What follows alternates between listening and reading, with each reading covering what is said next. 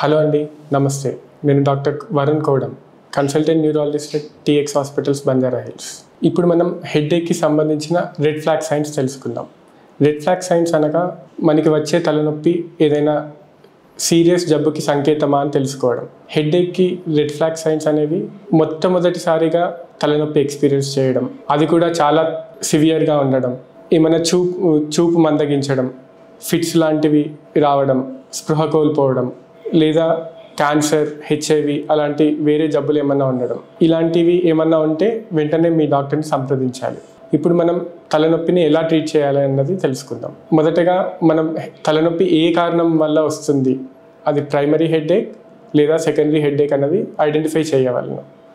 దాని తర్వాత మనకి ఉండే treatment options pain killers.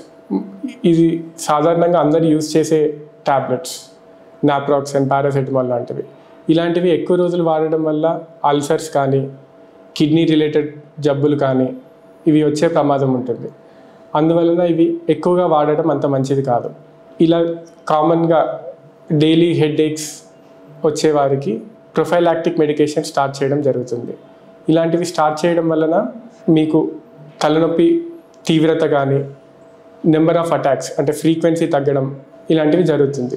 Prophylactic medication వాడడం వల్ల మీరు పెయిన్ కిల్లర్స్ తీసుకునే ఫ్రీక్వెన్సీ తగ్గుతుంది. వాటి వల్ల సైడ్ ఎఫెక్ట్స్ ఇవన్నీ తగ్గి క్వాలిటీ ఆఫ్ లైఫ్ అన్నది డెఫినెట్గా బెటర్ అవుతుంది. Thank you.